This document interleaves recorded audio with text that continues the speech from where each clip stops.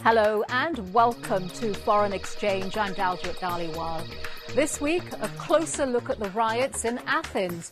Then a film about islands being swallowed by the sea. And an in-depth discussion about the crisis in Gaza. All this and more coming right up on Foreign Exchange, where America meets the world.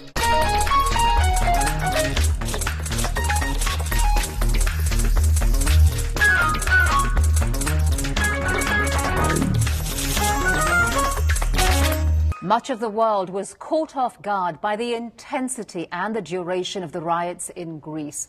So what exactly is going on in the land of democracy's birth?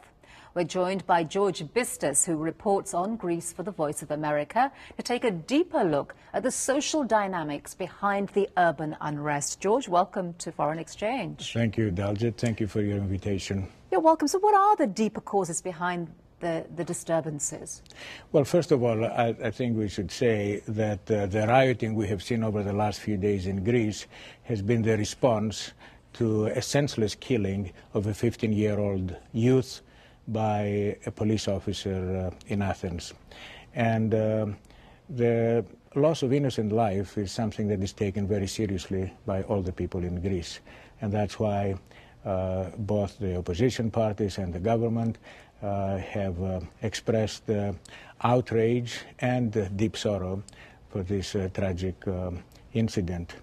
Now, the riots themselves have been caused by a small group of a few hundred extremists, self-proclaimed anarchists, who are taking advantage of the national pain and have used violence in order to promote their own agenda, which is, of course, to weaken the democratic institutions and undermine law and order and perhaps bring down the government.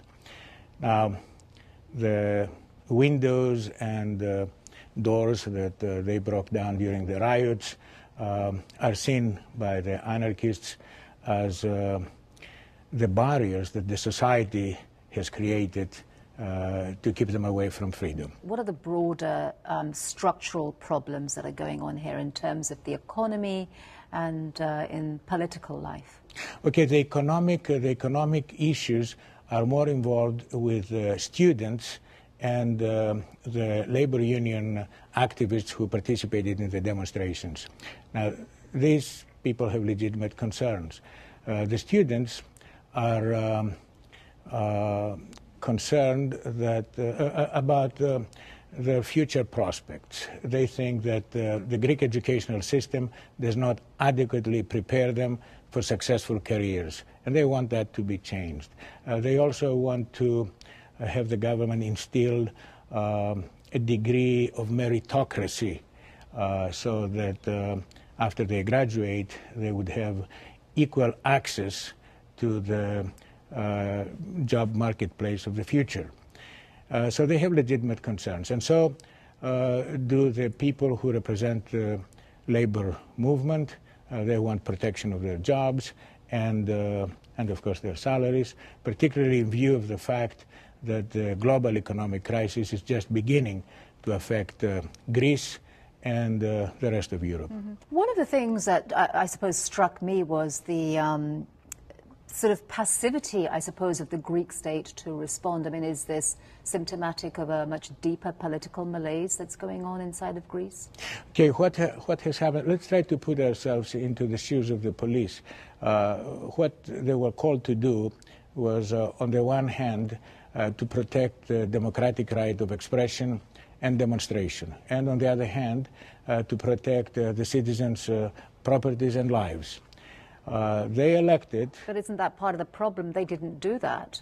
Well, they elected not to forcefully intervene in the case of the riots, hoping to prevent any further loss of life. And this is because they knew that among the crowd there were hundreds, if not thousands, of innocent teenagers who were expressing their grief for the loss of the 15-year-old, and in a very peaceful way. Now, their actions, whether they were correct or not, will be examined after the dust has settled. But in the meantime, of course, the opposition parties have called for new elections in Greece because they feel that the government had not handled this adequately. Is the government sound? The government hangs into power by a slim majority of one vote.